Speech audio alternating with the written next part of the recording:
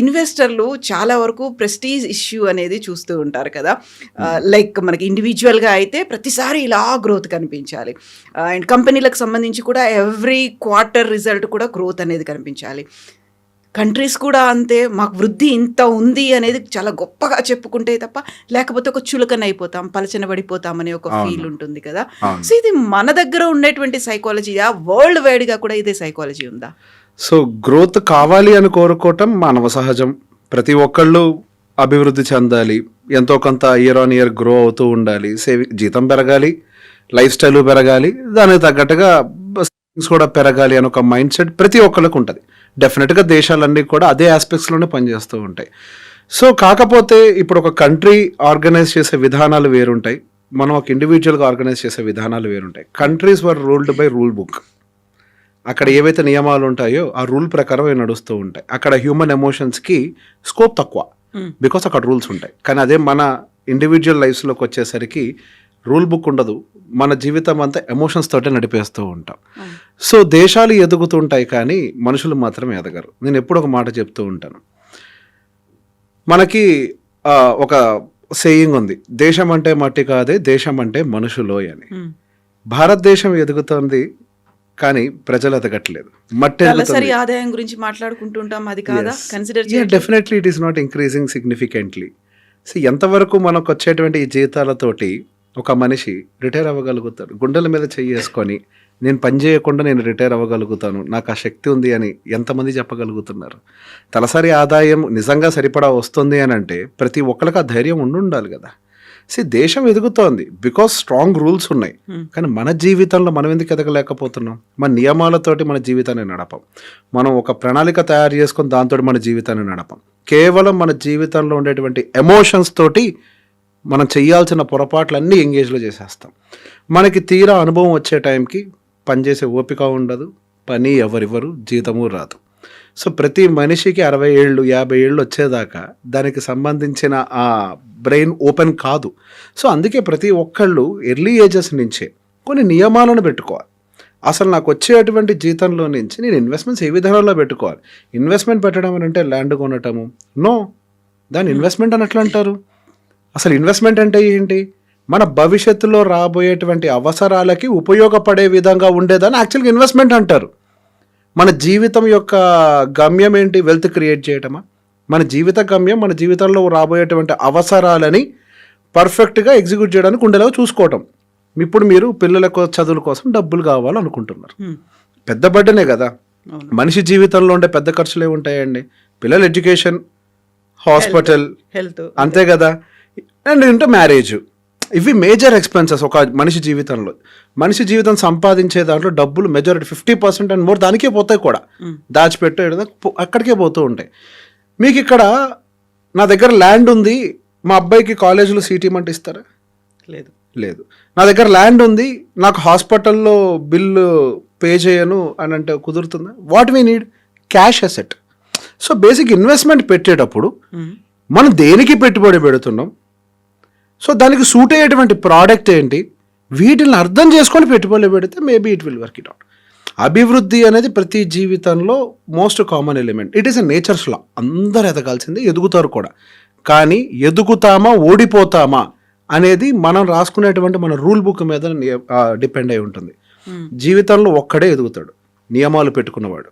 ఏ నియమం లేనివాడు జీవితంలో ఎక్కడికి పోడు. ఇంకా వాళ్ళ నెక్స్ట్ జనరేషన్స్ని కూడా పాడు చేసుకుంటూ పోతారు. నియమాలు పెట్టుకోవాలి అని అంటే ఫస్ట్ మనం కూర్చొని అసలు మన లైఫ్ ఏంటి, మన శాలరీస్ ఏంటి, వీటన్నిటిని అర్థం చేసుకోవాలి. ఇది ఒక కేసు. ఇంకా రెండో కేసు వాళ్ళు ఉంటారు, ఎస్ నాకు మంచి లిక్విడ్ అసెట్స్ కావాలి, సో నేను అగ్రెసివ్గా పెడతాను, మంచి రిటర్న్స్ రావాలి అని. ఎంతసేపటికి జీవితంలో రిటర్న్స్ వైపుగానే అందరూ చూస్తూ ఉంటారు. నీ ఇక్కడ పెట్టుబడి పెడితే నాకు ఎంత రిటర్న్ వస్తుంది, అది ఇది అని చెప్పేసి. ఎక్కడైనా రిటర్న్స్కి గ్యారంటీ అన్నట్టుగా ఏదైనా రాసుందా? పోనీ ఒక మాట అడుగుతాను, బ్యాంక్ ఎఫ్డి గ్యారంటీ ఉందా మీ దృష్టిలో? సో అదే కదా వాళ్ళు కింద ఇస్తూ ఉంటారు నోట్ అనేది. బ్యాంక్ ఎఫ్డికి, ప్రతిదానికి కూడా స్టాక్ మార్కెట్స్ ప్రతిదానికి ఉంటుంది. బ్యాంక్ ఎఫ్డికి కూడా గ్యారంటీ ఉండదు, ప్రతి దాంట్లో రిస్క్ ఉంటుంది. Bank FD insured up to 5 lakhs only కదండి. బియాండ్ ఏమన్నా మీరు 50 లక్షలు పెట్టారు, బ్యాంక్ కొలాప్స్ అయిపోయింది, మీకు 5 లక్షలే ఆర్బీఐ ఇస్తుంది, మరి మిగతా 45 లక్షలు. There are risk everywhere.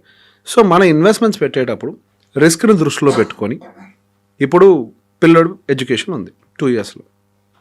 2 years ఖాళీగా ఎందుకు డబ్బులు ఉంచాలని తీసుకెళ్ళి స్టాక్ మార్కెట్లో డబ్బులు పెడితే మార్కెట్ పడిపోయింది. పిల్లడి చదువులకి డబ్బులు సరిపడా లేవు. ఇప్పుడు తప్పెవరు చేసినట్టు మార్కెట్ చేసినట్ట? మార్కెట్ స్వభావం పడటం లెగటం ఉంటుంది. మనం ఏంటో దాన్ని అర్థం చేసుకోకుండా రిటర్న్ చేసాం కాబట్టి ఓడిపోయాం. అదే నియమాలు ఉంటాయి, ఇంత టైం ఫ్రేమ్ ఉంటేనే నేను పెడతాను, లేకపోతే పెట్టను. ఇంత టైం ఫ్రేమ్ నా దగ్గర ఉంది కాబట్టి నేను ఈక్విటీ మార్కెట్లోనో మా మ్యూచువల్ ఫండ్లోనో పెడతాను, లేకపోతే ఎఫ్డీలోనో లేకపోతే బాండో గవర్నమెంట్ బాండ్స్ కొనుక్కొని పక్కకు పెట్టుకుంటాను. పిల్లోడి చదువు నాకు ఇంపార్టెంట్. మనిషి ఎమోషన్స్ తోటి రూల్ చేయబడతాడు, రూల్స్ తోటి కాదు.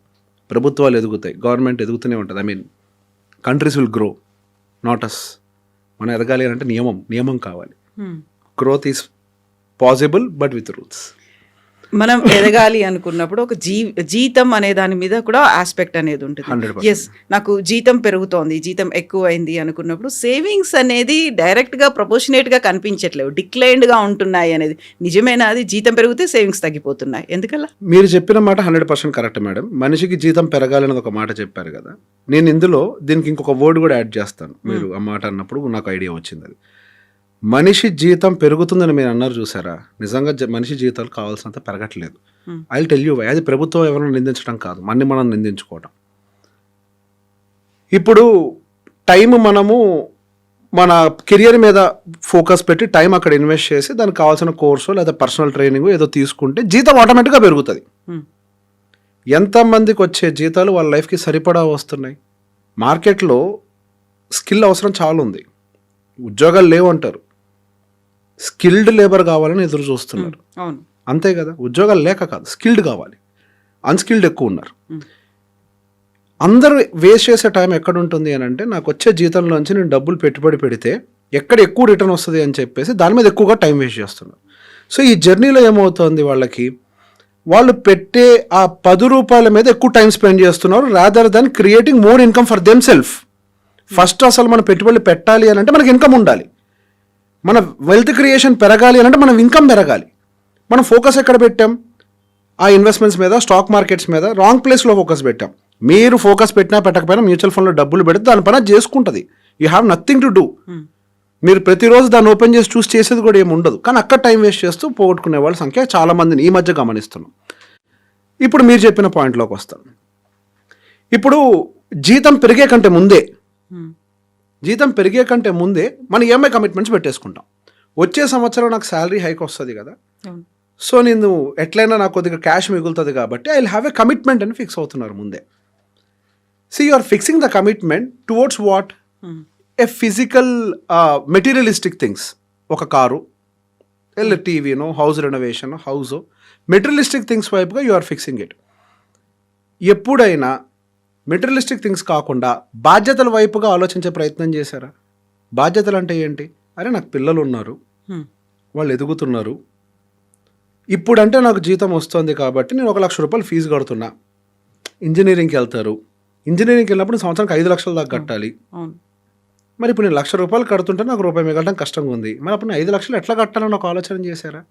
రెండోది, ఈరోజు నేను ముద్ద తింటున్నాను, ఈరోజు ఒక ముద్ద తింటున్నానంటే ఇంకో ముద్దను తీసి ఇంకో పక్కకు పెట్టాలి కదా రేపు అన్న రోజు. దానికోసం ఒక విత్తనాన్ని నాటాలి కదా, ఆ నాటే ప్రయత్నం చేశారా? ఇప్పుడు ఈ జనరేషన్ మొత్తం కూడా ఫోకస్ మొత్తం మెటీరియలిస్టిక్ ఇన్వెస్ట్మెంట్స్ వైపుగా తీసుకెళ్తుంది, which will have no use for your responsibilities. మనం పుట్టిన తర్వాత మనకు కొన్ని బాధ్యతలు ఉన్నాయి. We are married, we have kids, we will also retire, మనకు అన్నీ ఉన్నాయి. మరి బాధ్యతలు నిర్వహించుకోవాలి కదా. దానికి ఏదో ఒక పెద్ద మాటలు మాట్లాడతారు. లైఫ్లో child education goal, child marriage goal. ఎవరు చెప్పారు అవన్నీ గోల్స్ అని? అవి గోల్సా? అవన్నీ బాధ్యతలు. వాటిని గోల్ అని ఒక పేరు పెట్టుకొని దానికి ఒక డిఫరెంట్ ఎలిమెంట్లకు ఎందుకు తయారు చేస్తున్నారు? అక్కడ ఎమోషన్ ఉంటుందా గోల్ అని ఒక ఓడి వాడితే? ఇవన్నీ మనం ఫుల్ఫిల్ చేయాలి అని అంటే దానికి బాధ్యత ఉండాలి, రెస్పాన్సిబిలిటీ ఉండాలి. సో దీని ఒక రెస్పాన్సిబిలిటీ వైపుగానే చూడాలి. ఈ రోజున అబ్బాయి చదువుతున్నాడు, రేపు వాడు హైయర్ ఎడ్యుకేషన్కి వెళ్తాడు. ఈ రోజు 1 లక్ష కడుతున్నాను వాడికి ఇంకొక 1 లక్ష తీసి పక్కన పెట్టాలి రేపు అన్న భవిష్యత్తు కోసం. ఈరోజు నువ్వు ముద్ద తింటున్నా, ఖచ్చితంగా నా వయసు ఒక టైంకి అయిపోతుంది, నేను ఉద్యోగం చేయలేను. ఈరోజు నేను 30 సంవత్సరాల పాటు ఉద్యోగం చేస్తా, తర్వాత ఇంకో 30 సంవత్సరాలు రిటైర్మెంట్ జీవితంలో బతుకుతా. మరి ఒక్కొక్క రోజు కోసం ఇంకొక ముద్దని తీసి పక్కకు సేవ్ చేస్తున్నానా? ఇవి ఏమీ చేయకుండా జీతం ముందు రాబోయే ఆ హైకును దృష్టిలో పెట్టుకొని ముందే మెటీరియలిస్టిక్ కమిట్మెంట్స్ పెట్టుకుంటున్నాం. We think it is growth. అది గ్రోత్ డిస్ట్రక్షనా? గ్రోత్ కావాలి అని అంటే ముందు బాధ్యతలు కంప్లీట్ చేసుకోవాలి. ఆటోమేటిక్గా విల్ బి సెల్ఫ్ సస్టైన్. మన భారతదేశం సేవింగ్స్ యావరేజ్ చూస్తే వరల్డ్ యావరేజ్ కంటే ఎక్కువ. Okay. World average savings ratio కంటే ఒక కంట్రీ సేవింగ్స్ రేషియో ఎక్కువ మంది బాగా సేవ్ చేస్తాం.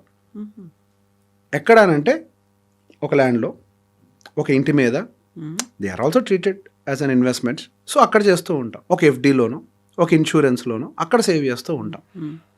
కానీ పేద దేశంలో కూడా మన భారతదేశం పేద దేశమే. మరి అంత సేవింగ్స్ ఉన్న ఈ భారతదేశం ఇంకా పేద దేశంగా ఎందుకు ఉంది? ఇప్పుడు మనము లైఫ్ స్టైల్ అప్గ్రేడ్ చేసుకోబట్టి కొద్దిగా ఏదో మనం అందరం బాగా కనిపిస్తున్నాం. కానీ ఒక్కసారి కూర్చొని కళ్ళు మూసుకొని ఆలోచిస్తే 60 ఏళ్ల వయసు తర్వాత నాకు ఇన్కమ్ రాకపోతే నా పరిస్థితి ఏంటి అనేది ఆలోచించారు ఎవరైనా? ఇన్కమ్ వస్తుంది అని అంటే వాట్ వీ ఫీల్, మా ఏజ్ గ్రూప్ వాళ్ళు పర్టికులర్గా ఇలానే లైఫ్ ఉంటుంది అనుకుంటాం. ఇలా ఎందుకు ఉంటుంది లైఫ్? ఒక టైంకి బ్రేక్ పడాల్సిందే కదా. ఫ్లక్చుయేషన్స్ ఉంటాయి. Not just fluctuations ma'am. ఇప్పుడు 80 ఏళ్ల వయసు అనుకుందామండి. మొదటి 25 సంవత్సరాలు లేదా 30 సంవత్సరాలు పేరెంట్స్ చూసుకుంటారు. తర్వాత 25 సంవత్సరాలు మేము ఎర్న్ చేస్తాం. ఆ తర్వాత 25 సంవత్సరాలు ఎర్నింగ్ ఉండదు. 3 phases of life. First phase no income, last phase no income, మధ్యలో ఫేజ్ ఒక్కటే ఇన్కమ్. ఇది పర్మనెంట్ జీవితంలో? అసలు లైఫ్లో వచ్చే ఫ్లక్చుయేషన్స్ పక్కన పెట్టండి, అసలు ఎర్నింగే పర్మనెంట్ కాదు. We have to stop somewhere. By force మనల్ని తోసేస్తారు బయటికి. మరి ఎర్నింగ్ లేని రోజు కోసం మనం ఒక ప్లాన్ చేయాలి కదా. ఒక చిన్న బ్యాడ్ ఎలిమెంట్ ఏమైందంటే మన భారతదేశంలో పిల్లల రిటైర్మెంట్ పెట్టుబడి ఒకప్పుడు పిల్లలు చదువుకొని వాళ్ళు ఎదిగితే ఇక పేరెంట్స్ని వాళ్ళ చూసుకుంటారు. ఇప్పుడు ఆ కండిషన్ ఉందా? ఆ కండిషన్ లేదు అని మనకు తెలుసు. కానీ ఆ కండిషన్ లేదు అని తెలిసిన తర్వాత దానికి ఎట్లా ప్లాన్ చేసుకోవాలో తెలియట్లేదు. అక్కడ ల్యాగ్ అవుతున్నారు. ఎంతోమందిని చూస్తూ ఉంటే లక్షలు జీతాలు వస్తున్నాయి, కానీ అసలు వాళ్ళందరి పరిస్థితి చూస్తూ ఉంటే అసలు రిటైర్మెంట్కి ఎవరు ఎలిజిబుల్ కనిపించట్లేదు. ఎట్లా రిటైర్ అవుతాం? సేవింగ్స్ లేవు. ఉంది ఒక ఇల్లు ఉంది. ఇల్లు ఏమిస్తుంది? షెల్టర్, అంతే. It will protect you from sun and weather conditions, that's it. ఒక emotion, I accept it, I admit it. చదువు చెప్పుద్దా? పోనీ ఒక సంవత్సరం పాటు ఉద్యోగం చేయలేని కండిషన్లో ఉంటే స్కూల్ ఫీజులు పెట్టుద్దా? అన్నం పెట్టుద్దా? సో మనం ప్రియారిటీ ఫస్ట్ దేనికి ఇవ్వాలి? బ్రతకటానికి ఇవ్వాలి. ఇల్లు అనేది ఎమోషన్, కానీ మనం క్యాలిక్యులేషన్ చేసుకొని ఆ ఎమోషన్కి ఒక ప్రియారిటీ ఇవ్వాలి. ఒక టైం ఉంది దానికి. సో ఫస్ట్ ఎప్పుడైనా మనము ఫస్ట్ లెవెల్లో నుంచి ఇన్వెస్ట్మెంట్స్ అనేవి మన బాధ్యతలు మనం తప్పించుకోలేని కొన్ని ఉంటాయి. వాటి కోసం ఒక భాగం పక్కకు పెట్టాలి. ఒక భాగం ఏది అనుభవించొద్దన్న, మళ్ళీ మనం ఖర్చు పెట్టుకోకపోతే మోటివేషన్ ఉండదు లైఫ్లో. We have to spend something for all self, for luxury. కొంత పెట్టుకోవాలి, అదే మోటివేషన్ మనం పని చేయడానికి. కొంత భాగాన్ని మెటీరియలిస్టిక్ ఇన్వెస్ట్మెంట్స్ కంటే కూడా మన రెస్పాన్సిబిలిటీ రిలేటెడ్ ఇన్వెస్ట్మెంట్స్ ఉన్నాయి కదా, financial needs. We need only cash, అక్కడ ల్యాండ్ ఉంటే ఉపయోగపడదు. వాటిలో ఇన్వెస్ట్మెంట్స్ పెట్టుకోవాలి. అటువైపు ఇన్వెస్ట్మెంట్స్ పెట్టుకుంటున్నప్పుడు విల్ బీ స్టేబుల్. సో ఇక్కడ జరిగిందల్లా తప్పు. జీతం రాకముందే మెటీరియలిస్టిక్ కమిట్మెంట్స్ పెట్టుకున్నారు.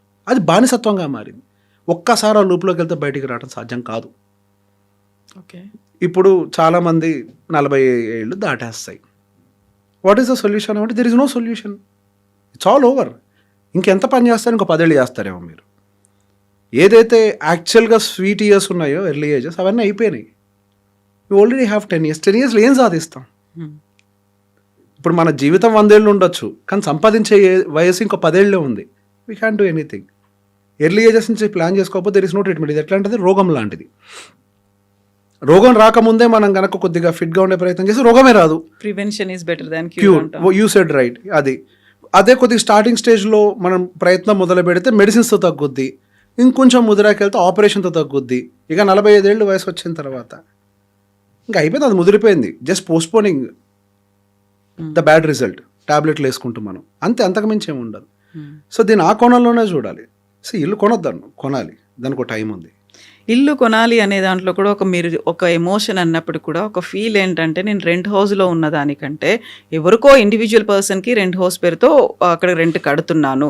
బట్ ఇండివిజువల్గా నా అంతటి నేను ఒక బ్యాంక్ లోన్ పెట్టి తీసుకుంటే బ్యాంకుకి కదా నేను రెంట్ కట్టేది, బట్ నాకు ఒక సాటిస్ఫాక్షన్ అనేది ఉంటుంది. ఐ కెన్ చేంజ్, నాకు తగ్గట్టుగా మోడిఫికేషన్స్ చేంజెస్ అన్నీ నేను చేసుకోవచ్చు. అక్కడైతే చేసుకోలేను. అది ఒక సాటిస్ఫాక్షనా, ఒక ఎమోషన్ అంటారా? సి మేడం, ఇక్కడ ఎమోషన్స్ వల్లనే అందరూ కొంటున్నారు. అసలు ఇల్లు కొనడానికి రీజన్ మేడం ఆ ఎమోషనల్ సాటిస్ఫాక్షన్ కంటే కూడా సొసైటల్ ప్రెషర్ అనేది నేను చెప్తాను. See when I'm talking to men, పాపం క్లయింట్స్ వచ్చి మాట్లాడుకుంటూ సరదాగా after becoming clients will become close automatically. తట్టుకోలేకపోతున్నానండి ప్రెషరు, ఇల్లు కొనమని. నాకేమో పిల్లల భవిష్యత్తుకి డబ్బులు దాచిపెట్టాలనేది ఉంది, కానీ ఈ చుట్టుపక్కల వాళ్ళ ప్రెషర్ మా ఇంటి మీద పడుతుంది, మా ఇంట్లో వాళ్ళ ప్రెషర్ నా మీద పడుతుంది.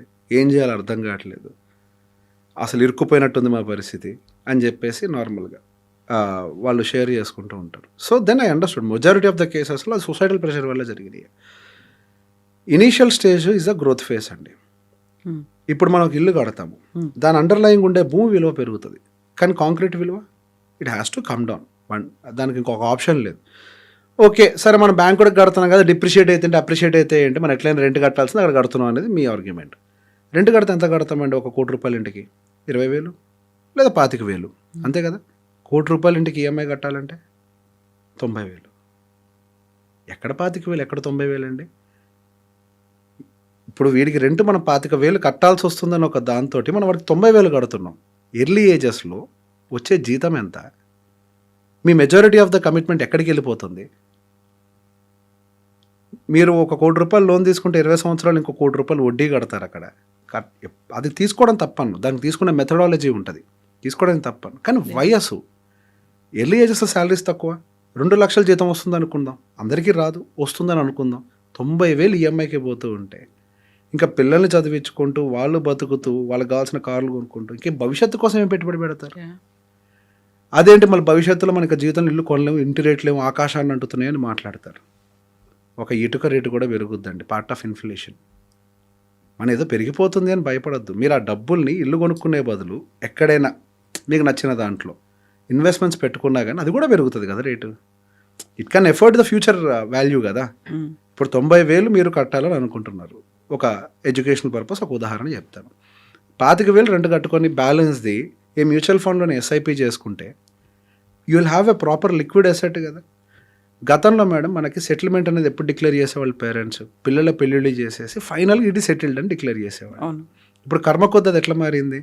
పెళ్లి కాకముందే వాడు సెటిల్డ్ డిక్లేర్ చేస్తేనే పెళ్లి చేస్తారు అంటున్నారు. చదివి కాకరకాయ కిక్కరకాయ అయినట్టుంది. ఇది ఇండిపెండెంట్గా ఉన్నారా లేదా, ఫైనాన్షియల్ స్టెబిలిటీ ఉందా లేదా, ఇవన్నీ చూస్తారు. 25 ఏళ్ల కుర్రాడికి 30 ఏళ్ల కుర్రాడికి స్టెబిలిటీ, సొంత ఇల్లు కావాలి, సొంత కారు కావాలి. 5 సంవత్సరాల్లో వాడు సంపాదించేసి అన్నీ చేస్తాడండి. Is that really possible? అది ఎట్లా సాధ్యమవుతుందండి? పేరెంట్స్ కొనిస్తే వేరు, ఆ కుర్రాడైతే కొనుక్కోవడానికి ఎంత సంపాదన ఉంటుంది? ఇప్పుడు మీరేమో 50 ఏళ్ళకి కట్టారు, ఈ కుర్రాడు మాత్రం 30 ఏళ్ళకి చేయాలా? మనకు ఆల్రెడీ ఒక ప్రొసీజర్ ఉంది. సెటిల్మెంట్ అంటే ఏంటి? ఫస్ట్ లైఫ్లో ఎర్లీ ఏజ్లో సంపాదించే డబ్బులు పెట్టుబడులు పెట్టి భూములో, ఆ రోజుల్లో అంటే సరే భూములు అగ్రికల్చరే మన వృత్తి కాబట్టి మనం అందులో పెట్టుబడులు పెట్టాం. సరే ఇప్పుడున్న జనరేషన్కి తగ్గట్టుగా రకరకాల అసెట్ క్లాసెస్ ఉన్నాయి కదా, మ్యూచువల్ ఫండ్స్ లేకపోతే రెంటల్ ఇన్కమ్ వచ్చే రియల్ ఎస్టేట్, ఏదో ఒక దాంట్లో మన సూటబిలిటీని బట్టి పెట్టుబడులు పెట్టుకుంటూ ఫస్ట్ మన వెల్త్ని కొద్దిగా క్రియేట్ చేసి మనం పనిచేయలేని పరిస్థితుల్లో కూడా దాని నుంచి ఒక ఇన్కమ్ వచ్చేలాగా చూసుకొని ఆ తర్వాత ఇంటికి వెళ్ళాలి. ఇప్పుడు ఇల్లు ఉన్నా లేకపోయినా వీ కెన్ లివ్, బ్రతుకుతాము. అదే సంపాదన ఆగిపోతే, సో ఫస్ట్ మనం సర్వే అవ్వడానికి ఒక ఇన్కమ్ని క్రియేట్ చేసే విధంగా మన ఇన్వెస్ట్మెంట్స్ని క్రియేట్ చేసుకుని ఉండాలి కదా. పిల్లల భవిష్యత్తు కోసం మనం ఒక ఇన్కమ్ని క్రియేట్ చేసి ఉండాలి కదా.